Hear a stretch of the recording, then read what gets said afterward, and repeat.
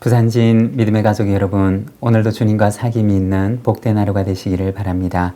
오늘 말씀은 열왕기상 6장 1절에서 13절입니다.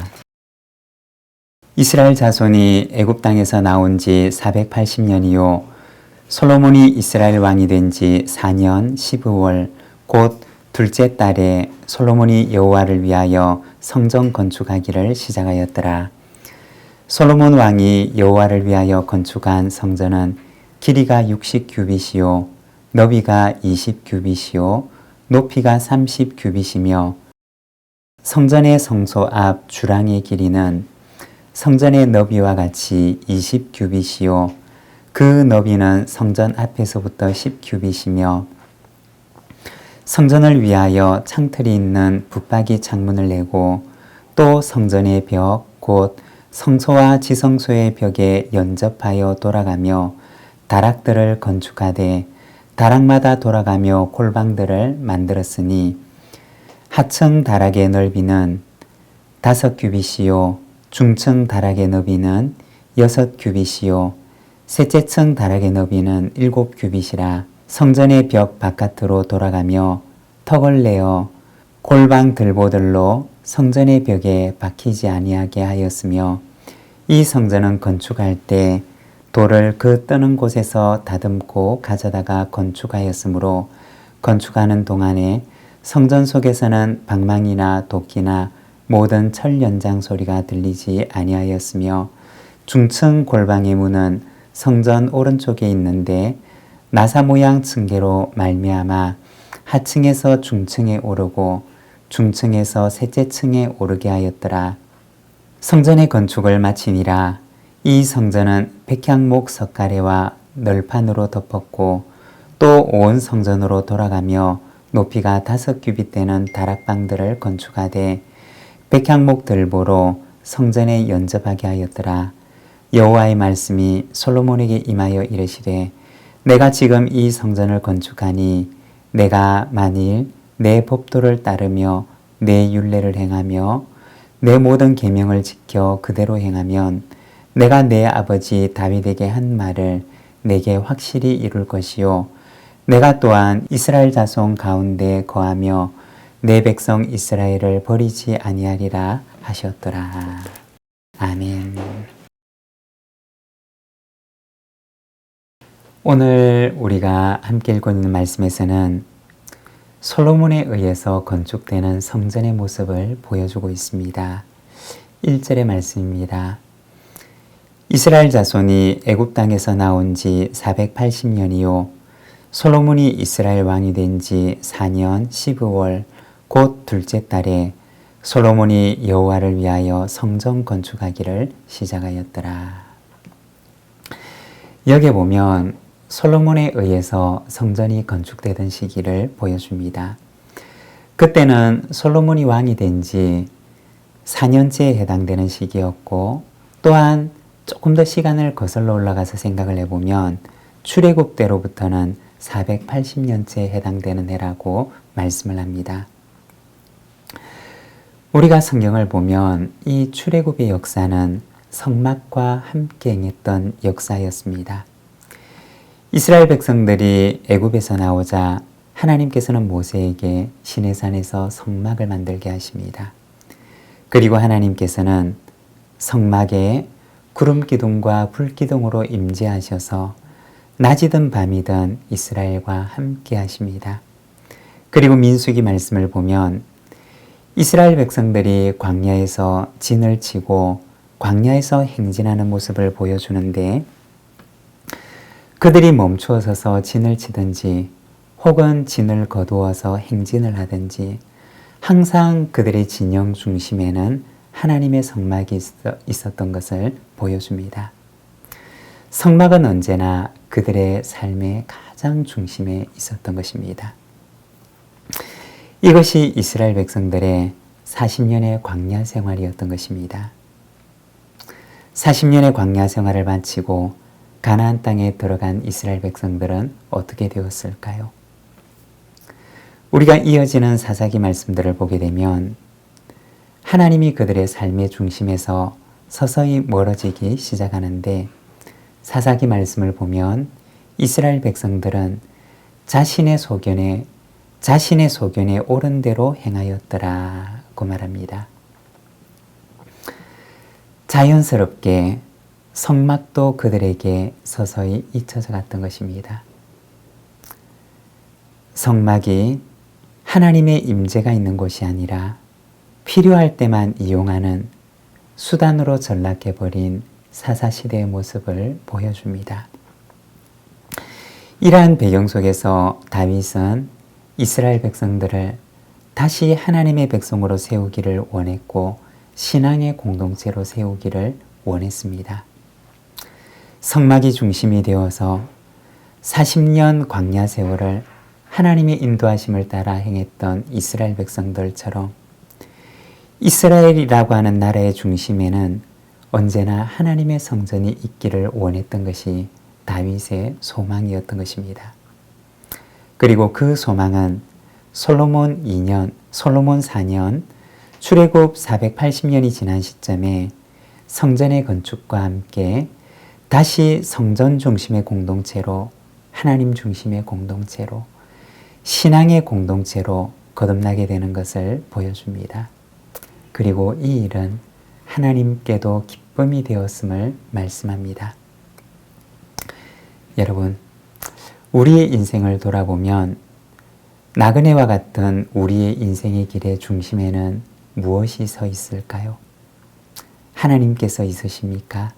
아니면 하나님이 아닌 그 무언가를 우리 인생의 나그네길 중심에 세워두고 있습니까? 우리 나그네 인생길 중심에 언제나 하나님께서 함께 계시기를 소망합니다. 2절부터 이어지는 말씀에서는 건축되는 성전의 모습을 상세하게 그려주고 있습니다. 2절에 보면 성전의 외형적인 모습을 보여주는데 솔로몬 왕이 여호와를 위하여 건축한 성전은 길이가 60규빗이요 너비가 20규빗이요 높이가 30규빗이며 여기서 규빗이라고 하는 것은 길이의 단위를 가리키는 것입니다. 오늘날 단위로 환산을 하면 1규빗은 약 45cm 정도에 해당됩니다. 성전의 크기를 보여주는데 길이는 60규빗이었고 너비는 20규빗 그리고 높이는 30규빗이었습니다. 그리고 3절에 보면 주랑이라고 하는 말이 나오는데 이것을 조금 이해하기 쉽게 설명을 하자면 성전으로 들어가는 그 성전의 입구에 주랑이라고 불리는 현관을 만들어 놓은 것입니다. 그리고 성전 입구 조력을 제외한 나머지 3면에는 성전의 외벽들을 쭉 빙 둘러가면서 방들을 만들었습니다. 성전이 가운데 있다면 이 방들은 성전의 3면을 바깥으로 둘러싸는데 그 높이는 성전의 절반이었습니다.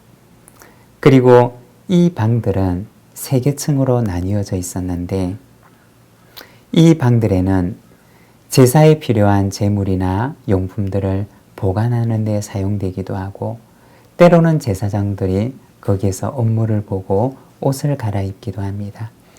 그리고 제사와 예배를 위한 여러 용도들로 이 방이 사용되었습니다. 그리고 성전 건축에 필요한 모든 돌들은 이미 다 다듬어서 오기 때문에 성전을 건축하는 동안 이 성전 안에는 방망이 소리도 도끼 소리도 철 연장 소리도 나지 않았음을 말합니다. 그리고 9절에서는 성전의 건축이 마치니라고 합니다. 성전의 외관이 완성되었음을 말하는 것입니다. 11절에서 13절입니다.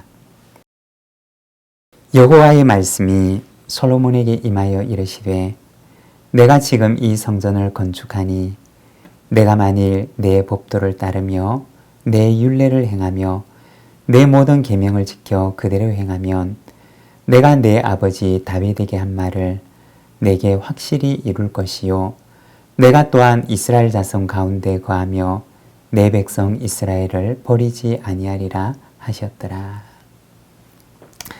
성전의 외관이 완성되고 나서 솔로몬과 언약하시는 하나님의 모습을 보여줍니다. 그런데 이 언약의 내용들을 보게 되면 내가 만일 내 법도를 따르며 내 율례를 행하며 내 모든 계명을 지켜 그대로 행하면 이라고 말씀을 하십니다. 여기에 보면 조건과 약속으로 이루어져 있는데 이 조건은 성전이라고 하는 외형적인 건축에 대한 것이 아니었습니다. 바로 더 중요한 그들의 내면의 순종에 대한 말씀이었습니다. 약속의 선행 조건은 외형적인 성전 건축에 있는 것이 아니라 바로 그들의 마음의 순종이었던 것입니다. 그리하면 하나님께서 다윗에게 주신 약속처럼 하나님께서는 다윗의 왕조를, 다윗의 집을 세워주실 것이고 그리고 이스라엘 백성들과 함께 계실 것이며 그들을 결코 버리지 않겠다고 말씀을 하십니다. 건물보다 중요한 것은 그들의 마음의 순종이었던 것입니다. 어떻게 되었을까요? 열왕기서를 읽어보면 나중에 이스라엘 백성들은 그들의 내면이 아니라 성전 건물의 외형에 의존합니다. 예루살렘 성전이라고 하는 성전의 건물이 마치 자기들을 지켜주는 것인 것처럼 생각을 합니다. 그리고 결국 예루살렘 성전 건물은 바벨론 군대에 의해서 완전히 파괴되어집니다. 하나님께서 그들에게 정말 원하셨던 것은 바로 마음의 순종이었던 것입니다. 사랑하는 여러분, 하나님께서는 오늘도 우리에게 외형보다는 순종을 요구하십니다. 우리의 중심이, 우리의 마음이 하나님께서 연락하실 만한 예물이 되는 저와 여러분의 삶이 되시기를 바랍니다. 기도하겠습니다. 하나님 아버지 은혜를 감사합니다. 오늘은 열왕기 말씀을 통하여서 하나님의 성전이 건축되는 말씀을 우리가 바라봅니다. 언제나 하나님께서 그들의 중심에 있기를 원하였던 그 다윗의 소망을 우리가 말씀을 통하여 바라보고 또한 하나님께서는 외형이 아니라 우리의 중심의 순종을 더욱 원하심을 우리가 주의 말씀을 통하여 바라봅니다. 주님, 오늘 우리에게도 이와 같은 마음을 주셔서 온전한 순종으로 하나님을 기쁘시게 하며 우리의 나그네 같은 인생길 중심에 언제나 여호와 하나님께서 그 함께 계시며 주님과 동행하는 삶을 살아갈 수 있도록 인도하여 주시옵소서. 우리 구주 예수 그리스도의 이름으로 기도드립니다. 아멘.